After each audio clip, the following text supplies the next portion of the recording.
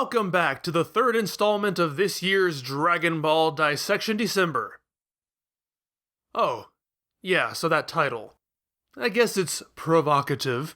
You know, when I first started giving individual titles to Dragon Ball Dissection episodes, and I was discussing with Geekdom 101 my thoughts on this section of the story, he absolutely insisted that this was the perfect title, that it would draw in the views, and that I had to use it. Amazingly, I've remembered that for all these years. Well, friend, the results don't lie, so I'll defer to you on this one. I'm pinning my hopes and dreams on you, and if it fails, it's your fault. Well, I'm certainly not beating around the bush with this one, so let's just get to it. After the diversion to finish up the tournament, we return to the battle, already in progress. Now, I find it interesting that the exterior establishing shot is still Bobbidi's ship, even though the battle itself is clearly taking place somewhere else. Bobbidi is not creating an illusion of different scenery around them, he's physically transporting them to that place. But at the same time, the hole in the floor still leads back to Bobbidi's ship. Magic is fun, isn't it? I teased last time that Toriyama is so uninterested in Gohan that he cuts away from his fight. But it is striking, pardon the pun, to enter a fight from the middle. We just had 2 of these fights in a row where door opens, trash talk happens, fight starts. And we did have some of that for this too, but this shakes things up a bit, so it's not just formula. They've even gone somewhere else already. We don't know why, we're not even exactly sure where. Is this the Demon Realm? It looks a lot like all the other rocky fighting areas Toriyama tends to draw. The one distinguishing feature is that the water is black, and since the other 2 fights travel to the homeworld of each enemy, there is a pattern. Well, if it is, the Demon Realm sure looks boring. Anyway, Gohan fights for a little while. There are magic swords, magic spit, magic fire breath, and Vegeta is becoming more and more annoyed, continuing to complain that Gohan sucks and that he and Goku are better than him. When Goku stands up for Gohan, Vegeta snaps, yelling that he doesn't even care about any of this stuff. He only came along to fight Goku. These little outbursts have been drawing Dabra's attention, and at this point he stops the fight, requests a return to the ship, and leaves, claiming he's found the perfect fighter. Bobbidi agrees, and before long Vegeta is grabbing his head and screaming before hitting Super Saiyan and sporting the M head and the evil eyeliner. Bobbidi takes them to the Budokai Arena, Vegeta kills a bunch of people and insists Goku fight him. But Goku figures out that Vegeta let himself be taken over on purpose. Oh no! Vegeta has betrayed his allies and set into motion a chain of events culminating in the extinction of almost every living thing on the planet as well as the planet itself! Or, as Vegeta likes to call it, Tuesday. It's been almost exactly 2 years since I went off on Vegeta's last betrayal, and I guess this one codifies that part 12 is the Vegeta Screws Up episode. And in that video, I more or less telegraphed how annoyed I was going to be when this happened again. This should not be a surprise to anybody. I have been preparing for this moment for years. Let's hope I stick the landing. There is going to be a lot of ranting, so before I get to that, let me take some time to talk about what works here. Twists and turns are good for a story. Vegeta is Toriyama's wild card. He makes things happen. He pushes the story forward. He is the number 16, number 17, and number 18 of this storyline. The heroes have blown through the enemies with little effort and proven themselves more than prepared for the warnings of the Trunks character. They are at ease, they are overconfident. This is the spanner in the works that shifts the proceedings in favor of the villains. Bobbidi is established as a character who can control people. Spopovich as a character exists to set up the idea that people under this spell become unnaturally strong. Goku and Vegeta are paired against each other in the first round, a fight that is abandoned, but an idea that draws a lot of attention. Vegeta does immediately balk at the thought of Goku leaving the tournament. In this dynamic, where Shin holds tenuous control over the others, Vegeta is the character consistently expressing his displeasure. All of these threads, every single one of them, dovetail perfectly into this moment. I am legitimately impressed that a writer as flighty as Toriyama is able to pull all of this together into such an organic payoff. This is an iconic moment. To many, many people I've heard from, this is a defining moment, if not the defining moment of Vegeta's character arc. It's what separates him from all of the other reformed bad guys who become good guys and just stay boring and static. It's his midlife crisis, the moment he rebels against the peaceful life on Earth he never asked for. It leads to the moment where he finally has to acknowledge his past transgressions and make some kind of effort towards repentance. I agree with that. As far as Vegeta's betrayals go, this is by far the most interesting and the most complex. He is not the mustache twirler hiding behind Frieza's ship waiting to kill Gohan and Kuririn and steal their Dragon Ball wish. While he is once again selling out his allies for the sake of a good fight, he exhibits much more depth in this instance than he did when he teamed up with Cell. And unlike that betrayal, other characters seem to care and hold him to some level of accountability. Those are a lot of feathers in the cap of this narrative development. So what do I even have to complain about? Sure, this direction makes sense. Sure, this is an improvement over how it's been handled before, but I cannot stop myself from hanging on to that one idea. This has happened before. This might work in a vacuum, but it becomes more and more tiresome as it is compounded throughout the series. Vegeta is Toriyama's wild card? I mean, yes, he is able to make plots progress, but the thing about an actual wild card is that it is so named because it can be anything, fit into any configuration. Vegeta just keeps doing the same thing. He's less of a wild card than he is yet another crutch. Whenever the story needs to move forward, just have Vegeta break everything. And this is in a storyline that already feels as if it's borrowing elements and structure from previous arcs.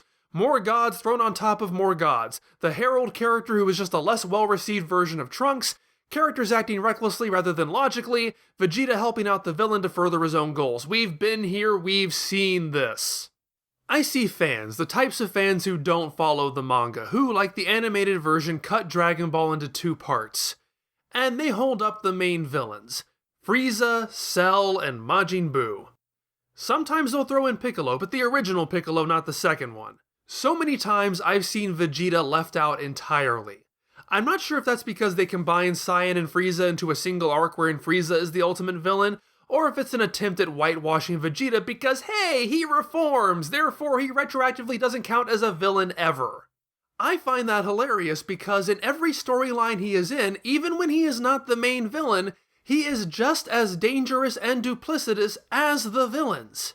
If we are to say there is a Z era, Vegeta is its one overarching villain. Vegeta is Dragon Ball's most effective villain, and neither the characters nor the fans seem to even notice it. In my last part 12, I discuss at length how forced Vegeta's inclusion into this character group is, and how it makes pretty much everybody but Ten Shinhan look like idiots for welcoming this egomaniacal child murderer with open arms. That at best, their alliance is forged not through trust but through utility. They need his strength. When he stops being useful, there is no longer any reason for them to stay loyal to him. At this point in the story, we have moved past that. Vegeta is a long-term ally and friend.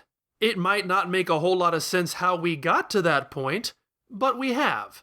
Vegeta has been on Earth for over a decade. He and Bluma seem to have a committed relationship. He plays an active role in his son's life. As far as we know, he has done nothing wrong in 7 years. I don't want to minimize that. The problem is, we don't get to see that. We skip over it. We never really see Vegeta reform, it's all implied. Vegeta living at Capsule Corporation and using their stuff after a time skip during which he inexplicably stays in line is exactly how the previous arc opened, and we all saw how that turned out. So from the audience's perspective, Vegeta is betraying his allies after he betrayed his allies the last time, after he betrayed them the time before that. The concept is great on paper, in isolation. If the betrayal in the Cell arc didn't happen, or we had another arc in between that one and this one, the story might have been able to get away with the emotion it's trying to push, which is, oh my gosh, Vegeta has returned to his villainous roots, I can't believe he'd act like this again. Instead, when Bluma cries out, why is Vegeta acting like this? I want to shake her and yell, what are you talking about? This is what he does. Every time. You can't keep being surprised at him doing the same thing he always does. Before I continue on, I need to address this. Characters in fiction don't have to be likable to be compelling. They don't have to always make the right decisions. They don't have to be virtuous. They don't have to be someone you'd want to socialize with in real life. I have continually maintained that my favorite Vegeta is Frieza Arc Vegeta. That's the one where he's killing children and caving in Grandpa's skull. He steals, he connives, he betrays, he threatens all sides and complicates life for every other person, and it is glorious. That is a terrible human being, but an incredibly compelling character. That is because his goals are clear and understandable. His plans are vicious, but logical. His loyalty is to himself, and all other characters treat him consistently within that framework. When he finally gets his comeuppance, you know he really has it coming, but you can't help but admire everything he did to get to this point. And he is a true wild card. He is a mover and a shaker, and when he organically intersects with other factions, things could go in any direction. Depending on his mood, he'll murder you where you stand, he'll screw with you before leaving, or he won't do anything at all. He makes mistakes, but mistakes that are human, mistakes that are reasonable. None of these things make him likable, but they make him damn fun to watch. Obviously, Vegeta here is meant to elicit frustration. He is not in the right, and the story presents that perspective clearly. And there are certainly elements of his psyche that I think are very worthy of consideration, and a lot of which is why I think so many people latch onto this. So let me go ahead and talk about those before firing off again. I'm not trying to push an agenda or build up a straw man argument. I think certain things about this work and certain things don't, and I want to give what works its fair shake too. So in Vegeta's defense, I can understand why he questions his life on Earth. I question his life on Earth all the time. No, sorry. Couldn't resist that one. Yes, it is true that his quick assimilation to life on Earth is something I've complained about, and had those events transpired more naturally, this might work better.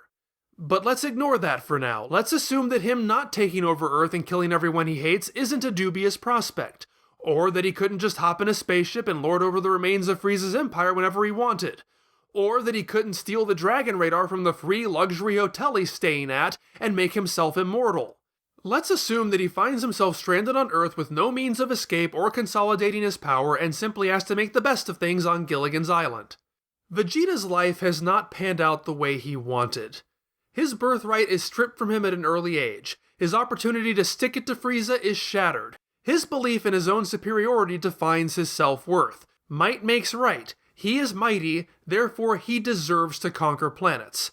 Now, he clearly lives a life of ease, but he does not wield the power and influence he thinks he deserves. He is not feared, which in his warped mind likely equates to respect. He's the prince of no one.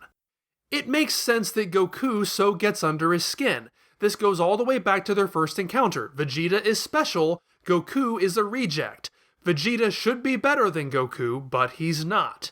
And now he's living on the same worthless planet that this reject was sent to.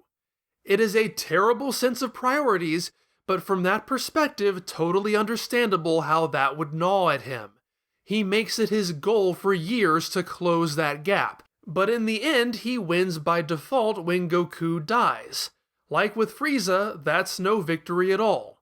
Not only that, but Gohan has surpassed him as well. That the one-day return of Goku should serve as the nexus of Vegeta's conflict is the natural move. He's like a recovering addict. Bringing Goku back into his life reminds him of the fix he needs. This is his one chance to prove that all of these years spent on Earth weren't a waste. He may not have the life he had planned for, but using that life to cement himself as the strongest Saiyan could at least justify part of it. He has built up in his mind that he needs this fight, that after everything he's given up, he deserves this fight. Everyone feeling inspired now? Basking in that good Vegeta praise? Hold on to it. Treasure it. Because I'm moving on now. All of that works for me intellectually. I see it on the page, it gels with the character, it works in theory. But this isn't the driven, charismatic Vegeta of the Frieza arc we're getting. This isn't the same engaging craftiness and risk-taking pulled off by a desperate man in order to get out from under the thumb of a despotic warlord. It's the entitled, buffoonish, spoiled brat of the Cell arc, only much, much worse. So many fans see this as an inspiring, emotionally stirring reckoning of a tortured soul that finally brings to the surface who Vegeta really is. Well, I agree with that last part. It definitely shows who Vegeta truly is. The problem is, all I see is a hysterical baby flailing his arms around for as petty a reason as wanting to punch Goku a few times, and it's just not fair that potential Armageddon is getting in the way of what he wants. And that fight with Goku that he forces gives Majin Buu the energy he needs to revive. As a result of that, Majin Buu is ultimately going to wipe out almost all life on Earth and destroy the planet. That makes Vegeta responsible for every single terrible thing that Majin Buu does, and for no other reason than that he doesn't get his way. And I don't find that compelling. I don't find that powerful. I find it pathetic. Vegeta becomes a screaming, whiny, narcissistic toddler whose temper tantrums over needing to be constantly validated threaten the entire world.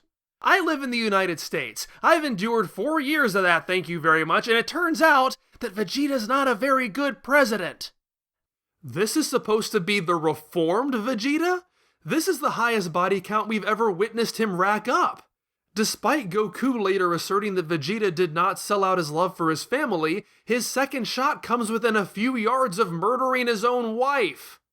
I just don't see most relationships bouncing back from that, and I really don't think they should. But I find myself in a quandary saying that because in order to even get to this point, I have to accept that she already did. Now I know some will criticize me for attributing Earth values to a Saiyan character. Particularly astute Dragon Ball scholars will point to a line in the last arc where Vegeta expresses confusion over the very concept of mercy that these Earthlings have, stating that killing someone who annoys you is just natural. I'm all about looking at things from different perspectives, but my moral relativism ends at murder. Call me bigoted against Saiyans, but if your culture revolves around killing people just 'cause, then your culture sucks, and I don't feel bad for not being tolerant of it. I think it's ridiculous to use it as an excuse. Maybe I'm a radical, but I'm going to go ahead and take the controversial stance that killing people is bad. And I'm not going to feel any pity that the mass murderer is sad that he can't mass murder anymore. Another defense I hear is that it ultimately doesn't matter because at least most of these people will be wished back to life with the Dragon Balls. And again, I find that a rather flimsy defense. I certainly hope you wouldn't go around stabbing people just because you have the magic power to bring them back to life when you're done. If you shoot me with the intent to kill me, but I survive and get better, that doesn't mean it didn't happen. Sure, it's better than the alternative, but that still doesn't make it something to shrug at. Those people carry those experiences. Maybe they die instantly, maybe they don't. Maybe someone's right at the edge of the blast and gets an arm chopped off and bleeds out. Maybe someone is pinned to the ground by falling debris. Those are all traumatic experiences regardless of whether or not a magic dragon undoes it later on. And I think you'd have to be pretty uncaring to think inflicting that on people, even temporarily, is remotely okay. I don't want to get too bogged down with that because this is a relatively lighthearted series that does not, well, sometimes, dwell on the trauma. And I, as an audience member, am not going to be as emotionally invested in the death of nameless sketched-out extras as I am a character I actually care about. But I do take issue with the idea that Vegeta's actions are somehow nullified because of the Dragon Balls. An interesting twist Toriyama throws into this is making Vegeta function differently than the other magical servants. Almost immediately, he ignores Bobbidi's orders, refusing twice to fight Gohan and Kaioshin. This, of course, is what has caused me in previous episodes to question the precise nature of control Bobbidi has over his other servants because it becomes incredibly important when examining Vegeta's actions. Despite the fact the others seem to have some form of free will and plenty of personality, Bobbidi appears quite surprised that Vegeta can simply tell him no. This is clearly not what he expects, and that is intentional. Vegeta's pride is so strong and his grudge against Goku so paramount that with some effort, he can override Bobbidi. In some ways, that's the right decision. If Vegeta acted akin to, say, Piccolo in The World's Strongest Guy, a fully controlled puppet with no ability to make decisions, then the conflict would largely end up being external.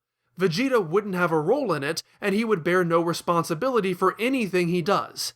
That's not nearly as interesting. Demonstrating that Vegeta is in control gives him agency and allows the story to dig into his internal conflict. It makes his betrayal hit harder. My problem is that it makes him far too culpable. There is absolutely no out you can give Vegeta here that in any way mitigates his responsibility. Yes, Bobbidi chooses him, but that's all. Bobbidi does not force him to kill all of those people. Bobbidi doesn't even give him something he doesn't already want, as he admits the idea has been in his head since encountering Spopovich and finding out what he is. Toriyama seals off every avenue so that all roads lead to this one incontrovertible fact. Everything Vegeta does is what he wants to do.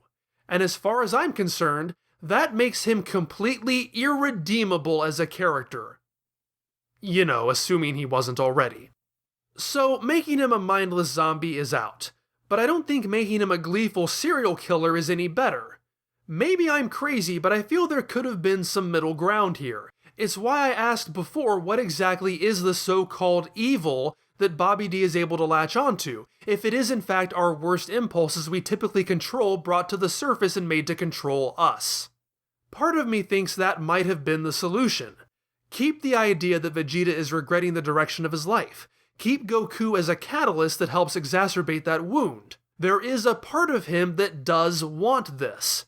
But tweak it so that Vegeta thinks he has it under control, or that it's so repressed he doesn't even realize it's still there. They've brought their own worst enemy with them, but none of them knows it. That's what makes Bobbidi so dangerous. If you have not completely mastered yourself, conquered your own demons, then Bobbidi can make them conquer you.